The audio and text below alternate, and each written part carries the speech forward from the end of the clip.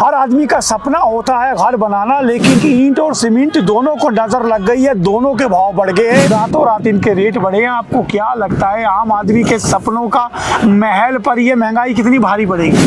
जो ईंट के सप्लायर्स थे, जो ट्रक ऑपरेटर्स थे, उन्होंने स्ट्राइक भी की और अब ये सीमेंट वाला शुरू हो गया। हर आदमी सोचता है कि मकान हो, एक घर हो अपना, लेकिन अब हालात की तरह से टेंट गाड़ने पड़ेंगे और टेंट हम लोगों को सस्ते पड़ेंगे। हम सबसे बड़े सीमेंट उत्पादक राज्य है, हमने सीमेंट हम सबसे ज्यादा सीमेंट की पेमेंट करने वाला राज्य है। आप बिलासपुर वाले बेल्ट में एसीसी का देख लीजिए, सोलन में देख लीजिए, पहाड़ हमारे, सब कुछ हमारा, और उसके बावजूद हमारा रेट सबसे ज्यादा। जब बीजेपी की सरकार थी ना तब रेट बढ़े थे, तो कांग्रेसियों ने बड़ा हल्ला मचाया था। शक की सुई घुमानी हो तो 5 राज्यों में चुनाव है, अब भी रेट बढ़ने होते हैं क्या? सीमेंट उत्पादन हम करते हैं, पंजाब हमसे सस्ता बेचता है, ये क्या खेल है? लोगों को याद रखना होगा क्योंकि हमारी याददाश्त बहुत छोटी है। बीजेपी के वक्त में याद रखा था? नहीं रखते। तो अब क्या कांग्रेस के वक्त में ये लोग याद रखेंगे? तो पंचायती राज के चुनाव, वो तो पता नहीं क्या होना है, रोस्टर का टोस्टर बन के रह गया है। रोस्टर का है ना। एक ऐसी खबर लाने वाले हैं जिसमें भले ही ठीकरा कांग्रेस के सिर पे फूटा है, ये जो एटीएस वाला है, लेकिन हकीकत ये है कि ये बीजेपी के टाइम में साल 2018 का था।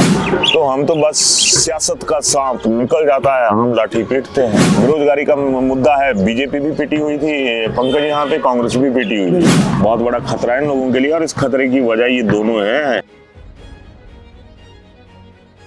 नमस्कार, आपका स्वागत है ब्लैक एंड व्हाइट ब्रॉडकास्टर में। मैं हूं पंकज पंडित और मेरे साथ हैं उदयवीर पठानिया। हर आदमी का सपना होता है घर बनाना, लेकिन अब इन सपनों में लंका लगाने की तैयारी जो है कहीं ना कहीं हो रही है, और सबसे बुनियादी चीज़ जो है वो है ईंट और सीमेंट।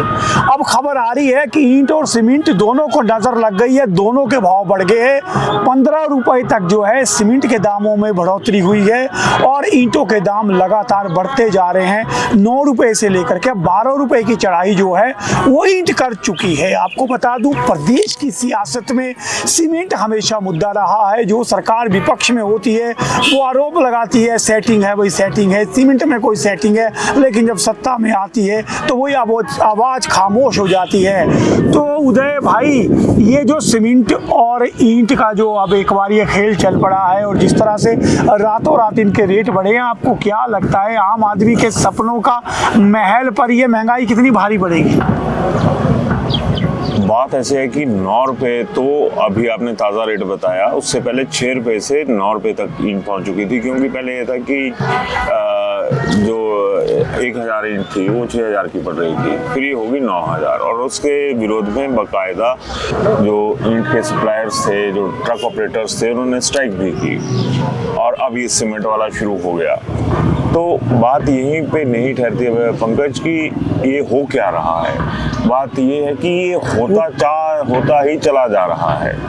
अब तो ये हालात हो गए हैं कि जिन मकानों की हम सोचते हैं कि हर आदमी सोचता है कि मकान हो, एक घर हो अपना, लेकिन अब हालात श्वेता दिखाइएगा कि इस तरह जिस तरह से रेड क्रॉस का मेला लगा हुआ है, इसी तरह से टेंट गाड़ने पड़ेंगे और टेंट हम लोगों को सस्ते पड़ेंगे और हिमाचली टेंटों में बसेंगे। ये अलग चीज़ है कि रेड क्रॉस का मेला है तो यहाँ पर इतना ज़्यादा जो आपको ये दिख रहा होगा, आम आदमी की औकात में टेंट भी नहीं बचेंगे। देखिए उदय, बड़ा पुराना मुद्दा है, हम सबसे बड़े सीमेंट उत्पादक राज्य है, हमने सीमेंट हम सबसे ज्यादा सीमेंट की पेमेंट करने वाला राज्य है। अपने घर के पहाड़ खोखले कर दिए।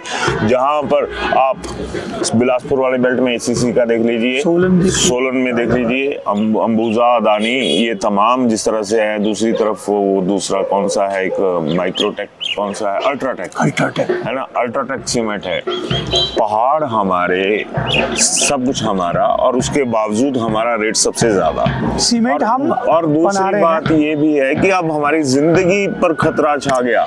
हमें अक्सर दाड़ाघाट से भी फोन आते हैं, दूसरी जगह से भी आते हैं, लेकिन हम पहुंच नहीं पाते वहां पर। लोग तबाह कर दिया और यही कंपनियां लोगों को बाहर निकाल रही है।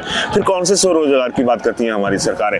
जब बीजेपी की सरकार थी ना तब रेट बढ़े थे, तो कांग्रेसियों ने बड़ा हल्ला मचाया था कि ये तो जी मिली भगत है, जिस तरह से आपने सेटिंग है, पर बोरी 2 रुपए 3 रुपए कमीशन खाई जा रही है। अब वो भी देखिए आप कि कहाँ पे क्या क्या हो रहा है। अभी कितने राज्यों में चुनाव है, अगर उसी तरीके से 5 राज्यों में शक की सुई घुमानी हो तो 5 राज्यों में चुनाव है। अब भी रेट बढ़ने होते हैं क्या? आज अखबार पंजाब केसरी में लिखा कि 15 रुपए बढ़ चुके हैं और द्वारा इनको मैसेजेस चले गए हैं कि भैया 15-20 रुपए जो रेट है वो और बढ़ जाएगा। आम आदमी कहाँ जाएगा? सबसे बड़ी बात कि सीमेंट उत्पादन हम करते हैं, पंजाब हमसे सस्ता बेचता है। ये क्या खेल है उधर? ये खेल तो यही जाने जिनके एक होते हैं ना कि भाग्य के खेल हैं, अब तो सियासतदानों के खेल हैं। जब आम आदमी का कुछ कमाने का दौर हो, 4 पैसे जोड़ता है आदमी, यहाँ पे हम लोग को लाखों करोड़ों नहीं जोड़ लेते हैं महीने में। और ये इससे आप लोग वाकिफ होंगे कि लाखों करोड़ों कौन कमाता है और किसके सिर पे कमाता है। बात वही आ गई कि नहीं बोलेंगे, हम चुप रहने की आदत है तो चोट तो फिर झेलनी पड़ेगी। तो मुद्दा है लगातार बढ़ती महंगाई। ईरान युद्ध का असर भी बताया जा रहा है कि कोयला नहीं मिल रहा है, इसलिए शायद ईंटों के दाम बढ़ गए। कोयला क्या अब्रॉड से आ रहा है? कोयला क्या वो कौन सा वो जल डमरू मध्य क्या है ना, हॉर्मुज, वहां से आ रहा कोयला। देखिए राजनीतिक जल डमरू है इसका, ये जब भी घूमता है तो इसका कहीं ना कहीं असर गरीब पर ही पड़ता है। इस जल डमरू में हमारा बाजा बज गया हुआ, हमारा ढोल बज गया हुआ है कि अगर कोई भी बात है तो भाई वैश्विक उसका हवाला दे दो, आप कुछ भी कर लो। Political nationality, political character, nationality का करैक्टर, तमाम चीजें कहाँ पे चली जाती हैं हम लोगों की। बस वही चीज आ गई कि बस बहाना चाहिए कि रेट बढ़ाना है और कहीं भी तार जोड़ दीजिए और शॉर्ट सर्किट जो होता है वो आम आदमी की जिंदगी में होता है। तो लीजिएगा, ये बड़ा मुद्दा था कि महंगाई आपके सपनों के घर पर भारी पड़ रही है। हमारा काम है खबर बताना, अब उस पर क्या निर्णय लेना है ये सब आपको तय करना है। लोग क्या तय करेंगे? लोग क्या तय करेंगे? लोगों को याद रखना होगा क्योंकि हमारी याददाश्त बहुत छोटी है। बीजेपी के वक्त में याद रखा था? नहीं रखते। तो अब क्या कांग्रेस के वक्त में ये लोग याद रखेंगे?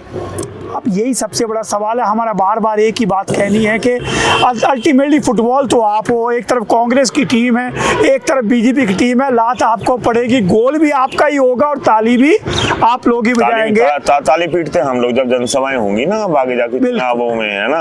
ये पंचायती राज के चुनाव, वो तो पता नहीं क्या होना है, रोस्टर का टोस्टर बन के रह गया है, रोस्टर का है ना। तो जब ऐसी चीजें होंगी तो भैया आप मेरे को बताओ ना कि हम ही लोग जाएंगे। मजाल है कि एक भी आदमी पूछ जाए युवा क्या क्या लग पड़े वो पोस्टर आपके सोशल मीडिया पे आने, युवा संघर्ष जुझारू, कर्मठ जुझारू ईमानदार, है ना। अगर सारी चीजें ऐसी हैं तो फिर ऐसे हालात क्यों?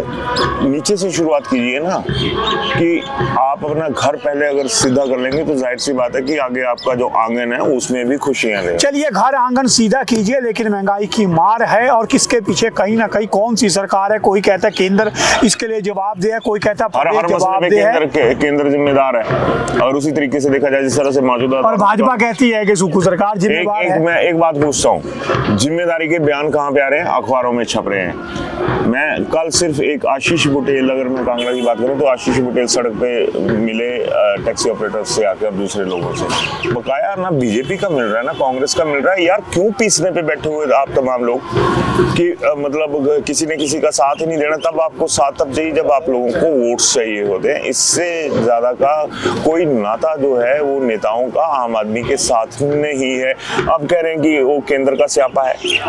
मैं एक थोड़ा सा दर्शकों को बता दूं कि हम जल्द ही एक ऐसी खबर लाने वाले हैं जिसमें भले ही ठीकरा कांग्रेस के सिर पे फूटा है ये जो एटीएस वाला है, लेकिन हकीकत ये है कि ये बीजेपी के टाइम में साल 2018 का था।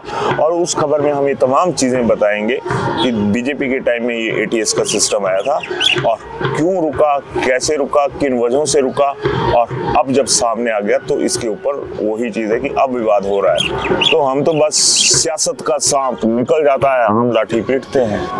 बिल्कुल सही बात कही उदय ने। तो कुल मिला के पंचायती चुनावों के लिए प्लेटफॉर्म तैयार हो गया है और हर जगह अब आपको नेता नमस्ते करते हुए मिलेंगे और कई चेहरे जो है अब दावेदारी भी जताएंगे। क्यों उदय? और दूसरी तरफ कार्य समिति की बैठक भी लगी है मंडी में, मंथन हो रहा है भाजपा में कि भाजपा में जो आग जल रही है के सामने कांग्रेस करेगी कि हमारे इतने कार्यकर्ता आगे, बीजेपी कहती है कि हमारे इतने कार्यकर्ता आगे। यार कभी जनता के बीच में भी कर लो ना जाके, कुछ सुन लो उनकी समस्याएं भी जाके। आपसी इसमें तो बढ़िया से इनके जो सत्ता में होता है उसके तो मजे ही मजे हैं। अब छोटी सी बात है कि जब ये लोग सत्ता में होते हैं, मैं खुद पे उदाहरण देता हूँ कि धौलाधार होटल में सत्ता पक्ष अपनी प्रेस कॉन्फ्रेंस करता है, बिल्कुल करता है, ठीक है। पैसे वहाँ पे ना बीजेपी भी वहाँ पे करती थी जब सत्ता में होती है, और पेमेंट किसी की नहीं जाती। फिर बोलते हैं कि टूरिज्म एचपीडीडीसी जो घाटे में, जब खुद घाटा तैयार कर देना, आप कर लो ना। कौन सा पत्रकार है जो आपके साथ चाय पे खोके पे बैठने से इनकार करेगा? कोई नहीं करेगा। बिल्कुल, कई पत्रकार सबसे आसानी से कोई चीज आजकल मिलती है वो पत्रकार ही है, मुझे लगता है। चलिए, कई पहलू होते हैं, बहुत सारी चीजें होती हैं, लेकिन जब आप शिकंजा ही नहीं कसेंगे, आप क्या होता है, इकोनॉमी होटल है, दूसरा कुणाल होटल है ना, तो वहाँ पे जो विपक्ष में होंगे तो वहाँ बैठ जाएंगे। एक आम आदमी की दुकान पे जाके बैठिए आप, चाय के खोखे पे बैठिए आप, ताकि वो भी आपकी बात सुने। हम लोगों को सुनाते हैं, हम लोग दिखा देते हैं, अखबार वाले छाप देते हैं, और आदमी अंधा होकर रह जाता है। उसमें अखबारों की बयानबाजी है। और इसके बाद कौन सा जन आंदोलन खड़ा किया?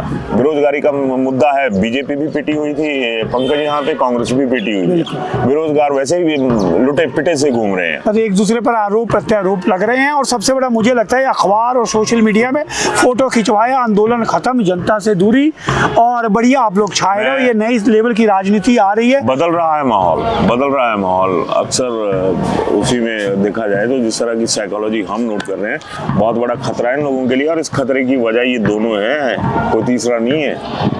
अब एक बात आपने नोट की होगी कि पिछले कुछ दिनों से इन तमाम मुद्दों पर लोगों ने बोलना ही छोड़ दिया है। हाँ, कोई क्या हद लोगों की सोच की या दुख की पार कर गई हुई, चुप बोलना ही कुछ नहीं है।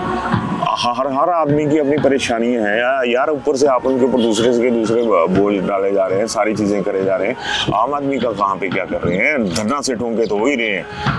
यहाँ से अंबुजा एक हाथ से निकलता है, अडानी के पास चला जाता है, दूसरा निकलता है कहीं और चला जाता है। और अगर मैं ड्राइवर्स की बात करूं तो वही बताते हैं कि आजकल नाम क्या लेना किसी कंपनी का, ये कंपनी का नाम डट के बदनाम हो रहा है कि इनका तो अभी सीमेंट ही मत लो, ये बिल्कुल मिट्टी परोस रहे हैं। एक और कंपनी बोलेगी जी उस कंपनी का सीमेंट बहुत बढ़िया है, और नो डाउट उस कंपनी ने अपनी सेल भी उठाई हुई है। तो हम लोग हर तरह से तबाह, अपनी मौत का बंदोबस्त, उसका तो जिंदगी का तो कोई मोल ही नहीं है। पहाड़ वो हमारे सारे सत्यानाश होके रह गए। आवाज कौन उठाएगा? कोई नहीं उठाएगा। बस हम लोग करेंगे। बीजेपी जिंदाबाद, कांग्रेस जिंदाबाद, हम लोग खुद मुर्दाबाद हो चुके हैं। तो कुल मिला के मेरा हृदय का काम है बात करना, आपको जगाए रखना। जागिए अपने अधिकारों के बारे में और सवाल पूछिए जिनको आपने चुना है, या जो आपको कहते हैं हमें चुनिए। तो पंचायत चुनाव आ रहे हैं, जरूर सोच समझ के आप उम्मीदवारों का चयन कीजिए, क्योंकि पोस्टर पे मत जाइए, हकीकत की बात कीजिए कि वास्तव में बदलाव आना कहाँ चाहिए और कहाँ बदलाव होना चाहिए। ऐसी खबरों के लिए जरूर देखें ब्लैक एंड व्हाइट। मैं हूं पंकज, मेरे साथ उदय पठानिया, और आप सबको हमारी ओर से नमस्कार। मैम गोल्ड चार्जर सस्ता हो गया जी। सर गोल्ड चार्जर सस्ता हो गया जी। सर गोल्ड चार्जर सस्ता हो गया। चार्जर सस्ता हो गया सर। गोल्ड चार्जर सस्ता हो गया सर। गोल्ड चार्जर सस्ता हो गया। मैम गोल्ड चार्जर सस्ता हो गया। क्या सच में 4000? जी जी जी। कहाँ पे? यहाँ पे। भूषण ज्वेलर्स ला रहे हैं नवरात्रि स्पेशल ऑफर्स। इस नवरात्रि सोलन मार्केट में गोल्ड शॉपिंग का सबसे बड़ा सरप्राइज। गोल्ड प्राइसेस पूरी मार्केट से 4000 तक कम। तो इस फेस्टिव सीजन शाइन करिए भूषण ज्वेलर्स के साथ। फेस्टिव शाइन और ट्रस्टेड क्वालिटी के साथ नवरात्रि शॉपिंग की बेस्ट डील सिर्फ भूषण ज्वेलर्स पर।